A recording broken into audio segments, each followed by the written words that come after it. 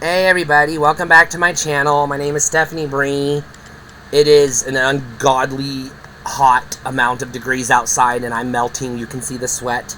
So I'm going to try to get through this video pretty quick, but not too quick because I want to give it the time it deserves. This is my video game buyer's guide for the Sony PlayStation 1. Before I get people accusing me of being a fangirl, go back and watch my Super Nintendo video and my NES video. I've already talked about how amazing some of the Nintendo stuff is.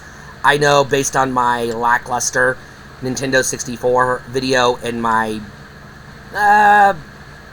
dumping on the Game Boy video, people probably think I hate Nintendo. I don't. I just don't fucking kiss their ass all day long like some people do. So let's get that out of the fucking way. But I do like the Sony PlayStation 1.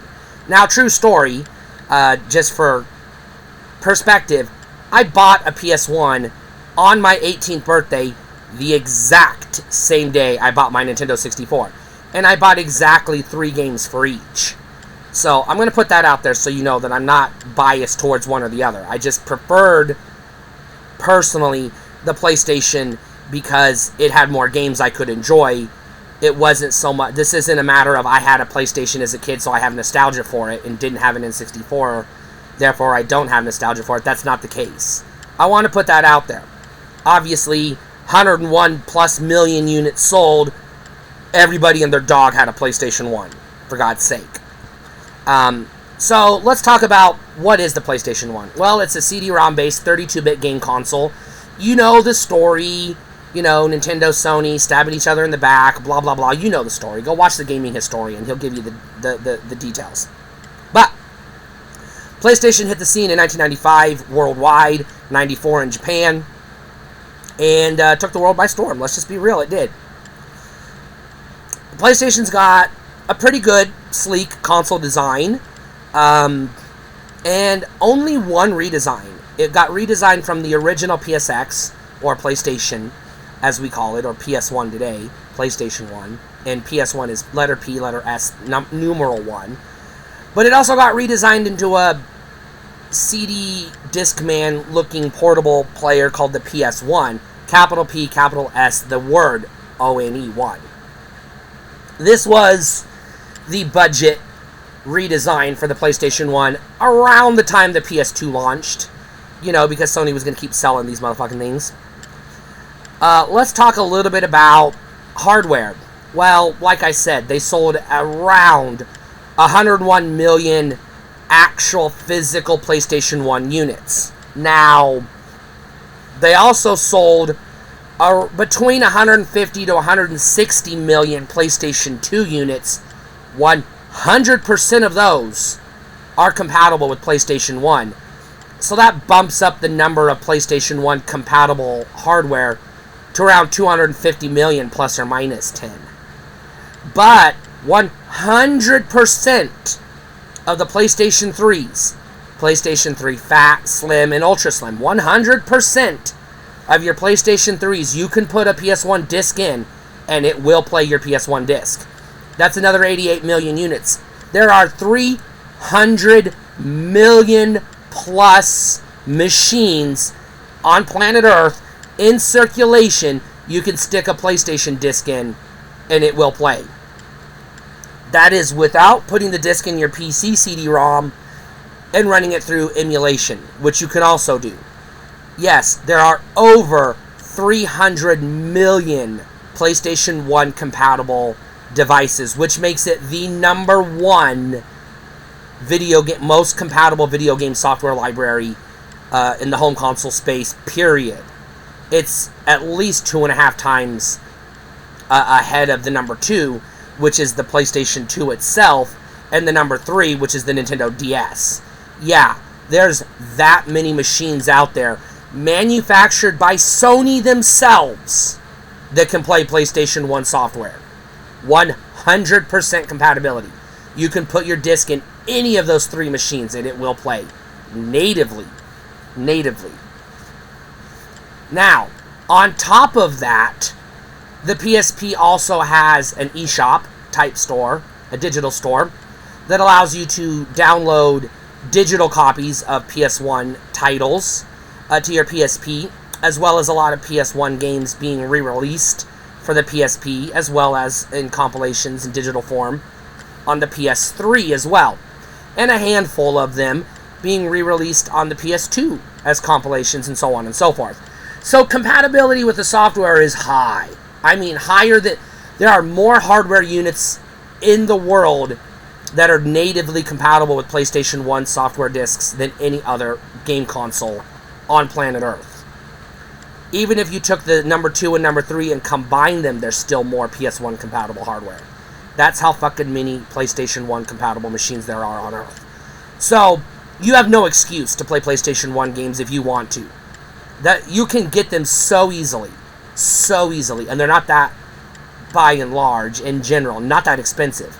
Your big heavy hitters, Final Fantasy VII, even Chrono Cross, if you want to play that, Tomb Raider, Tony Hawk's, Grand Theft Auto, Silent Hill, Metal Gear Solid, Twisted Metal, etc., etc. Those games aren't going to cost you that much money.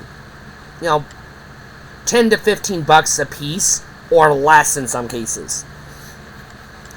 Your average PlayStation 1 game is going to be around that ballpark. $10 to $15, give or take. Your medium rarity games are going to be in the $25 to $50 range. And then your rare titles, depending on if it's rare and in demand or just rare, can run you upwards of $200 or $300. So, yeah, there are some expensive titles on the PS1, but fortunately, most of the ones you're going to want to play have been re-released in some form or another, either digitally or in a compilation or an HD remaster or something. So those games aren't too inaccessible. Even the games like early releases like Doom or Primal Rage, which are just rare but not sought after, you can still get relatively easy on Midway's Arcade Treasures, or any number of systems can play Doom. So you don't really have to worry too much about that. Let's talk emulation. Well, your PlayStation emulators can all obviously play PlayStation. EPSXE is your best bet. Some of your PS2 emulators can also emulate PlayStation 1, because PlayStation 1 games play on PS2, and that's a thing you can do. Xbox original, PSP, and PS3 and Xbox 360 can all be hacked relatively easily to play PlayStation games. I say relatively easily. They're all software hacks. They're not hardware mods. There are not any, to my knowledge, retro clones, but with over 300 million physical machines that are compatible with PlayStation software, you don't really need the retro clones, because even if your PlayStation 1s are failing, then you just go get a PS2, and even if those start to fail, then you just go get a PS3, and, so on and so forth. So, you're pretty good. Accessories. Your PlayStation 1 has your standard 90s console accessories. Light guns, multi-taps, network adapter, arcade joystick, 3D controller, your sports accessories, and your steering wheel accessories and flight sticks and stuff like that. So pretty much, if a game accessory existed in the 90s on other consoles, there's a high probability that there's a PlayStation compatible equivalent. Usually third party. There's also Game Shark and stuff like that. What else? Software. A little over 1,300 to 1,800 games, depending on region, released for the machine that are compatible with the PlayStation 1 hardware. So yeah, lots of games to choose from, all kinds of varieties.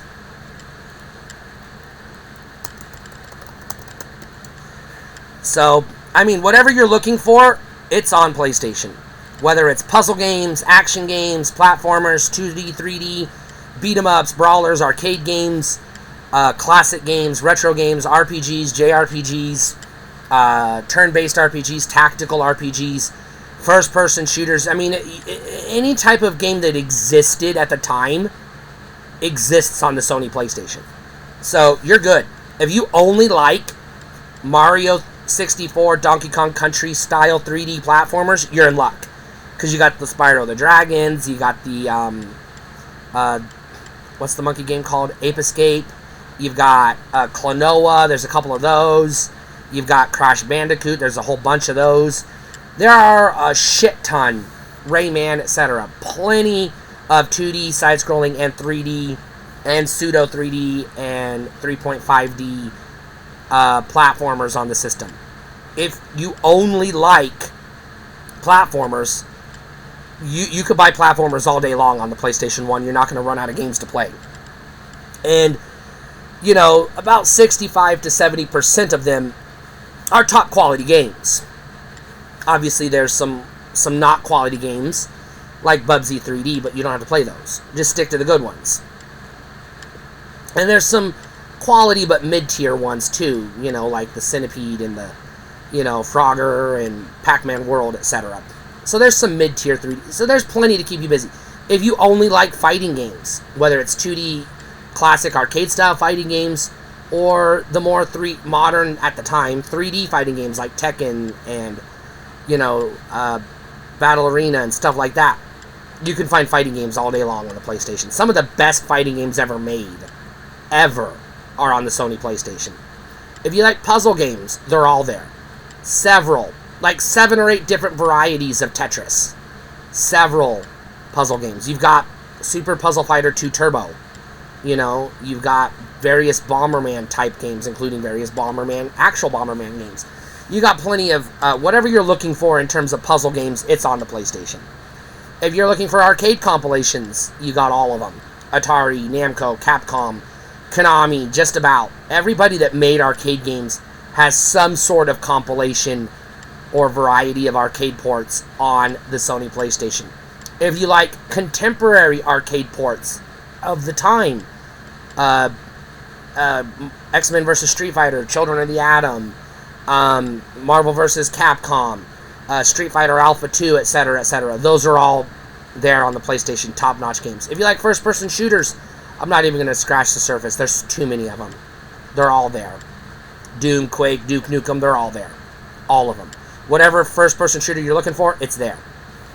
If you can conceive a type of video game that existed in the 90s, it's playable on the PlayStation. And this includes a large chunk of the heavy hits, third-party hits from the Super Nintendo library. A lot of your big Super Nintendo games. Primal Rage, Street Fighter 2, Doom, Final Fantasy 3, Final Fantasy 2, Chrono Trigger. So many. So many of those games are actually on the PlayStation. Plus, you've got probably the greatest video game of all time, Final Fantasy VII, right there. And tremendously great follow-ups, Final Fantasy VIII, and pretty decent follow-up, Final Fantasy IX, as well as Tactics, and a couple others. Plenty of games. Don't sleep on Legend of Dragoon. Damn good game. Don't sleep on that one. Damn good game. Way better than the piece of shit Sega Saturn Panzer Dragoon Saga. I know they're nothing alike, but it's an actual good game. Panzer Dragoon Saga is a $1,000 piece of plastic. Don't fucking waste your money. It's a piece of shit. It's not worth it. Watch the goddamn YouTubers play it. Don't waste your money. The controller is iconic. We're still using the PlayStation 1 DualShock controller to this day. I mean, it's been slightly enhanced from one generation to the next, but it's been largely unchanged. Same shape, same button layout, same D-pad, same trigger buttons, same joysticks. It's just gotten a little bit fancier and a little bit more ergonomic over the years, but it's essentially the same fucking thing. So if you're comfortable with the PS2, 3, 4, or 5 controller, you'll have no problem picking up a PlayStation 1 DualShock because it's 80% the goddamn same controller. Maybe 85%. I'm not good at math. Who's it for? every living, breathing human being that plays video games on the planet Earth. If you play video games, you literally have no excuse to play PlayStation. There is 100% something for everybody on the Sony PlayStation. I don't care how old you are or young you are. I don't care if the only thing you play is Minecraft. You can find something to enjoy on the Sony PlayStation. Well, I don't know about Minecraft. But anyways, maybe try, I don't know, is there a Harvest Moon on PlayStation? I'm sure there's some Sims games on the PlayStation. Or tycoon type games that might scratch that itch for you. Who knows? Civilization type games, they're all on the system. What I'm getting at is, if you're a gamer at all, and you're not exclusive to Nintendo, Sega, or, God forbid, Atari, you have no excuse to not own a PlayStation. At least the original. It's literally for everybody. It's for collectors, it's for gamers, it's for completists. I mean, any box you check next to your name, if you're a gamer plus this type of gamer, retro gamer, or whatever, you deserve, no, you need to own a Sony PlayStation. Or at least have access to the software library. Do I recommend buying original hardware? Well, yes, because it's plentiful, and because it's sold so well, and is so plentiful, and there's so many varieties. They're easy to fix. It's easy to find somebody nearby that can repair whichever model of PlayStation compatible hardware you end up with, be it a PS3 Slim, or a PS2 Fat, or a PS1. Whatever it is, you can find someone in your neighborhood that can fix it for relatively cheap. Or you can probably replace it for relatively cheap. Like I said, if you're gonna end up buying a PS2 or a PS3 anyways, you have no excuse to not explore the PlayStation 1 software library. And like I said, that are 3 generations of Sony home consoles that are 100% compatible all across the board with Sony PlayStation 1 software. There is no excuse. And that's not even bringing up the ill-fated PS Classic or whatever, PS Mini, PlayStation Classic or whatever the fuck it was called. We don't even have to talk about that one. There are too many ways to play PlayStation games. There's no excuse not to play them. At least the hits.